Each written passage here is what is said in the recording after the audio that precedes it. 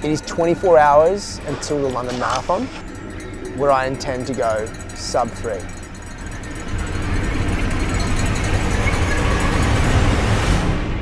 In 1954, up until that time, the 4-minute mile had become this unrealistic thing to achieve. Many had tried, many had failed. But it took a man by the name of Roger Bannister to break that barrier. Just under 50 days later, it was broken again by an Australian named John Landy. There's something about the mental state of breaking a barrier. The feeling of something so hard that your mind makes it harder for you to achieve. To me, that is what the sub-3 hour marathon has been. That is why for the last 14 weeks, I've been dedicating myself to breaking the barrier and crossing the finish line at the London Marathon in under 3 hours. I've run over 10 marathons. I've done ultras. You know, my first marathon was a 3:32. And over time, I've gotten quicker and quicker and quicker. But I've never achieved something in a marathon. I've completed Leadville, completed very challenging endurance sports. But to now do this at a speed, that's what I'm set out to do.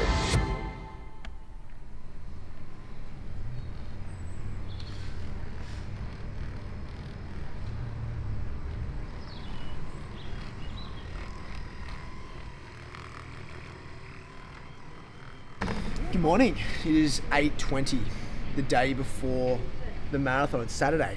It's actually a time for a shakeout, but in usual routine, I'm having a long black coffee. I'm at a place that I keep calling Call Me Daddy, but it's not Call Me Daddy, it's Don't Tell Daddy, I think. Don't Tell Dad. It's awesome. But now we're just into the position of shakeout mentality and kind of relaxing. Today we should not be doing much on our feet at all. So I'm going to do a shakeout, and one of these things when you come to these events with all your mates is that you can be brought into 10 shakeouts and essentially do a marathon before the marathon. So we're going to do a shakeout with my mate Johnny, then going to head to On, going to see team at On, going to get a bite to eat, and then pretty much go home and chill, maybe watch some Netflix, because tomorrow is a massive day. So we're going to head to House of Parliament, which is where Johnny is, and the squad. We're going to say hi. You're going to see a lot of chest bumping, and then we're going to go for a nice little trot. I'm back, if you know I never left. Some men saw a couple bags, got dazzled. Commercial MCs and I ran crispies, going on the game, they booked and grappled. So they're looking for me, I was like, that's when the ride out whip got saddled. Said they're gonna rush me, said they're gonna touch me. I turned up, G-man done. It's happening, dude. Feeling good? Yeah, sure. I ain't gonna lie, OG's their hassle. Purchase weaponry, man get haggled. Pull out the flick knife, now it's a board game. Hit the side of your mouth, words all scrabbled. Whoa.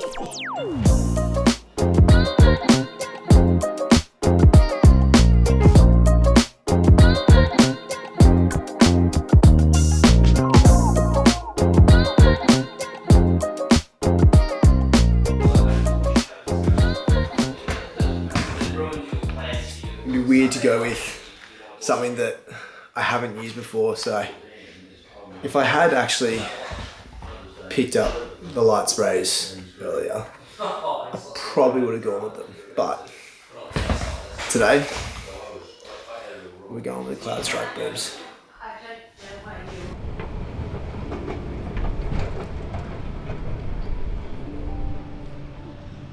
I always like to see marathon mornings as quite a same routine as per usual. Getting up, having the same breakfast, reading the same things, and London on the 27th was exactly the same. Power bowl, minus the fat, running. So we're walking down, we get on the train at Queen's Park, and already the atmosphere is building. A lot of people there congratulating you on the way down. There was a lot of stoke in the air, to be fair. There's a lot of stoke. And then as soon as you get off the train, you could hear the music, you could hear the loudspeakers. You know, we had arrived. And typically in those settings like New York or Boston, I'm kind of like amongst the crowd. The train, and it is a beautiful day for spectating. Not ideal conditions for running a marathon, and it's only going to get warmer, so going to get that hydration in early because we are going to be sweating.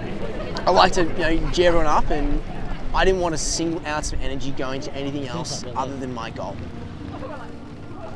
We get to the park where in Blackheath, where the starting point is, and the biggest issue we had to start off with was we weren't there on time, so that didn't exactly start us off well. And by the time I dropped my bag, I pretty much had to go straight to the corral. I still didn't care too much. Like I'd been in past experiences where I hadn't been exactly on time for my corral, but that's on me. That's a responsibility thing.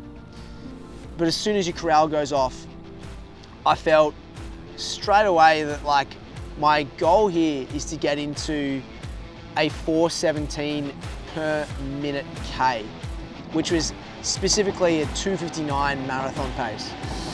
And as I'm kicking through gears and I'm just starting out, I look down at my watch, I'm actually moving a little bit quicker than I'd anticipated. I'm holding a 4:08.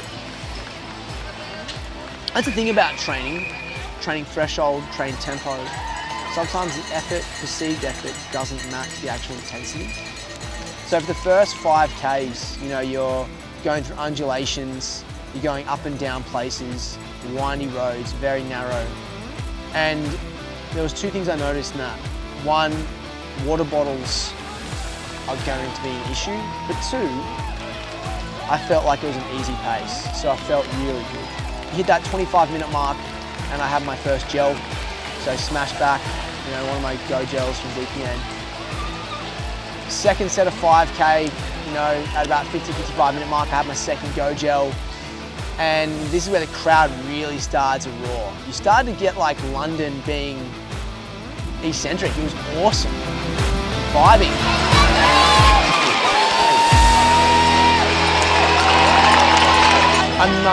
I'm in my stride too, so my Ks have gotten down to like an average of about 4:12, which is really, really cool. And as we start to get out of, southeastern London and head towards main part of London, the course started to narrow a bit. And so I'd say like by 15th to 21st K, I struggled on pace because of my, I guess like the way that how congested it was. You just get hit in the face with Tower Bridge. Tower Bridge is one of the most exceptional experiences of running a marathon ever.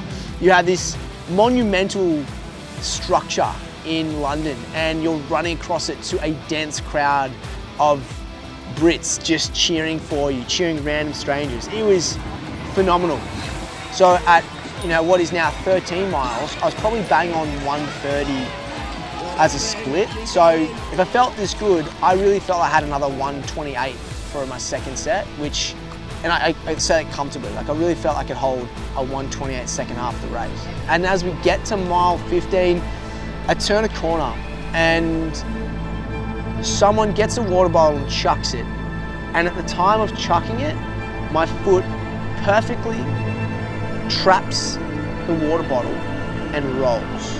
And as I roll, I went down like a sack of potatoes with a sharp pain on my right leg.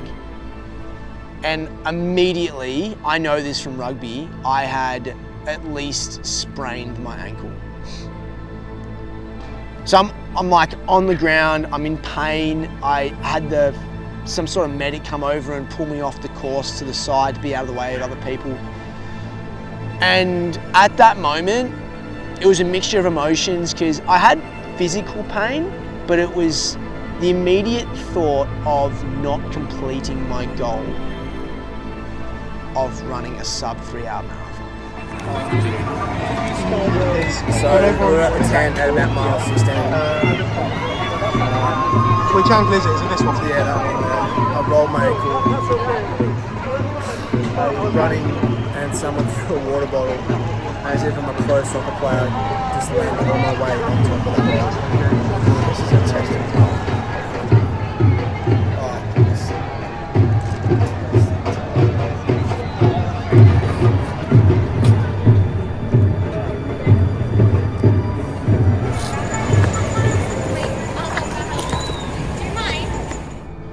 And that's devastating.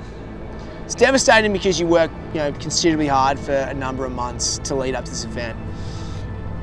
And I never like making things about me. Like, I've always said on this channel that I want to be the guide and add value to new legends, but for the moment, like, just expressing how I felt, it just felt like it sucked. Like, I had done everything to be at this point, trained extremely hard, and for something like that to happen, when we talk about controlling the controllable, I feel like, unless I was a little bit more, I don't know, maybe alert, I could have avoided that bottle, but realistically it was just a freak accident. They gave me the choice. They said, you can, if you get any more attention, I'm gonna have to DNF you, or you get back on course. And so, I don't like the idea of DNFing. I've had the DNF at Leadville in 2023, and it did make me stronger, but I didn't like the idea of it. For the first, say call it next K, I really just tried to make some movement and hobble along. And the first K was arguably the toughest, given the fact that I was getting movement back into my foot. I couldn't really do much more than just put my toe down, and my heel had to stay raised. The guys had strapped up my leg pretty well, but then initially, like, as I started to put foot pressure on it, I asked them to tape up my entire foot. So upon continuing, I'm really thinking here, I'm like, I still got another 11 miles to go. That's like, 18K? But, as I got through the race, got through some exceptional cheer zones, you definitely felt inspired, particularly like, I have this feeling in life, and, we get to do this is always a thing to reflect and remember. And that's what's important about these marathons and these opportunities, and what I get to do is, like, we do get to do this. You think of people who would love to be in your position. You think of people who don't have the same health as you or the same abilities, and you gotta be grateful for what you have and what you're able to do. And Milena was calling me because all my friends were looking at obviously my time, and they're like, "What's going on? We don't know where Dan is." And she could tell I was very visibly upset. But getting a call from her, getting a call from my mates, John Corn was there, and it was a pretty lonely race for lots of it. But then, like, with about 5 miles to go, a friend of mine, Ryan Hamilton, just the happiest person in the world, just put his arm on my shoulder, he'd caught up to me. And he effectively just laughed the whole way home with me, and that was a pretty special moment I'll remember forever. Him and his beautiful wife, Maggie Palmer, have always been there for Milena and myself, and like to have that opportunity to get across the finish line with him was really, really special. So I'm unbelievably grateful for that man. And so, I have a 1:29, 1:30 first half, and then a 4-hour second half, which probably could be one of the world's record for a positive split in a marathon. But I still have completed the London Marathon itself.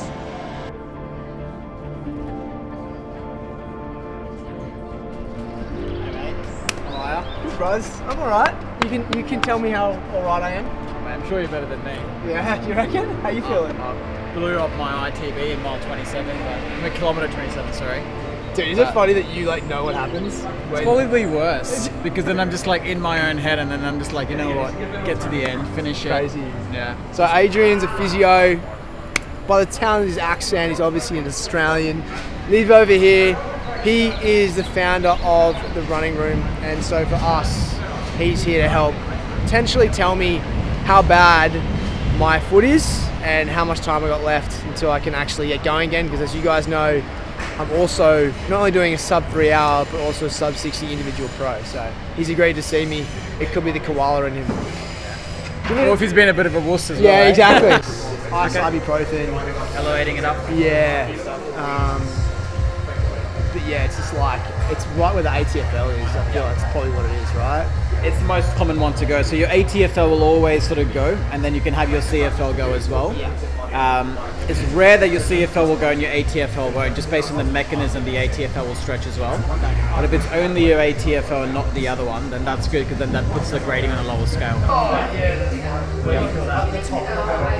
Do more at the top. It's painful. Yeah. Out of 10, how bad? 6? Okay. 7? Is it settling down, or is it staying the same? I feel what happens is, it's like, as you say, greasing the wheels, Yeah. and then later on it'll be painful. But for now, it's like like now I feel like I'm opening up my range a bit. Yep. Oh, You're using your hands a fair bit though, aren't you? yeah, a little bit. Yeah, nice. I think that's you there. So run that through. That's about 11 centimeters. How's that? That's good. I think the biggest thing here is obviously frustrating day on Sunday. Very grateful to run the course, but now it's like be really intentional with going after your next thing and making sure you're surrounding yourself with the right resources to really ensure that. Easiest thing could have been done to like not do anything. Texted Adrian. Adrian was like, "Yeah, dude, come in straight away." It was like that's the kind of mentality you got to have in this thing. If I'm going to be doing high rocks in a month, or if I'm going to be training for something else, or if I just want functionality, it's like if you at least go see a physio, someone you think will support the soft tissue side of it. I was grateful knowing it was not a break or anything like that. So, and now we know it's pretty much a grade 1, which is very positive. There we go. Okay, go again. So go dorsal flexion again. Good. And now relax. No, I wasn't worried it was because I Yeah, bring it. Sweet. 11. Oh, fucking bang on! That's pretty good, mate. Bit of hands-on work restores the range, and that's a good sign, right? The fact that I can get that range equaling back up in first session tells me once again, like, there's more reassurance we're in the lower end of that spectrum. And then we'll just build it back out again. And I'll send you a few other things to do, like walking heel raises, some balance bits, and then I'll touch base with you start of next week. Okay. Bank holiday here in the Monday, so I'll give you a nudge sometime in the Arvo. You should be up by then. And then I'll give you the plan for the second week, get you back into running. Happy days. Just always trust an Aussie. Koalas, they gotcha. If you want to check out any of the running room stuff, I'll leave a link in the description. If you're in London, definitely, and you have an issue with anything coming out of the marathon that you've done, or if you've got something coming up, Adrian's your guy, his team's great. You can have my word for it because I've always grown up with Aussie physios. Not to say that anyone's not the same, but I just love how we think about things. So, big tip approved from this guy. So appreciate Or if you're it. in Sydney as well. Or if you're in Sydney, or Melbourne. yeah. Melbourne, South Sydney, Yarra. and we'll have to work out. We'll have to work out America. We'll have to make that out. We'll make that happen. We'll make that happen. Give it a couple of years. Yeah, exactly. Always remember this. I get to do more marathons. It's not the last marathon I'll ever do. So it's time to lock in, be intentional, go all in on recovery, and then get back out on the track because that sub-3 is still pending.